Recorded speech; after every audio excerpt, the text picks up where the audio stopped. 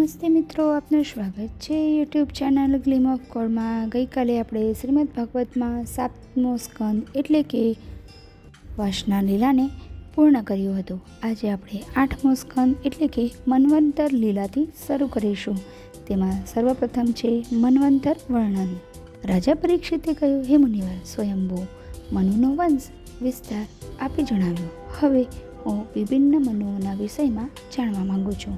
શ્રી સુખદેવજી બોલ્યા, સમસ્ત કામનાઓ અને ભોગોથી વિરક્ત બની સ્વયંભૂ મનુ રાણી સતરૂપા સાથે વનમાં તપસ્યા કરવા જતા રહ્યા।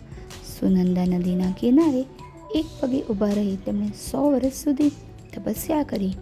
એકવાર સ્વયંભૂ મનુ એકાગ્રચિત બની વેદો અને ઉપનિષદોનો પાઠ કરી રહ્યા હતા। એમને અચેતન અવસ્થામાં એકલા જોઈ ભૂખ્યા રાક્ષસો એમને ખાવા દોડ્યા।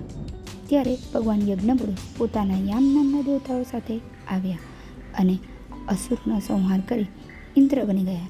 બીજા મનુ સ્વરોચિસ અગ્નિના પુત્ર હતા। એમને દ્યુમાન, સુષેણ અને રોચિસ્માન વગેરે પુત્રો થયા। ત્યારબાદ ઉત્તમ નામક ત્રીજા મનુ થયા, જેમને પવન, સૃજય, યજ્ઞહોત્ર વગેરે પુત્રો થયા। ઉત્તમ બાદ તામસ નામના ચોથા મનુ થયા, જે ઉત્તમના સગાભાઈ હતા। એમને પૃથુ, ખ્યાતિ વગેરે 10 પુત્રો થયા। એ જ સમયે ત્રિશુત નામનો ઇન્દ્ર થયો। એ સમયના દેવતા વૈદ્રુતે કહેવાયા। ત્યારે જ્યોતિધામ વગેરે સપ્તર્ષિ થયા હતા।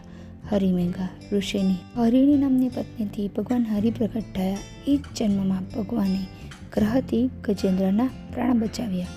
પરીક્ષિત બોલ્યા, હે મુનિવર, ભગવાને ગજેન્દ્રને ગ્રહના ફંદામાંથી કેવી રીતે છોડાવ્યો તે કથા અમને કહો। આ કથા આપણે આવતીકાલે જોઈશું। ત્યાં સુધી આપ સૌને મારા જય શ્રી કૃષ્ણ, આવજો।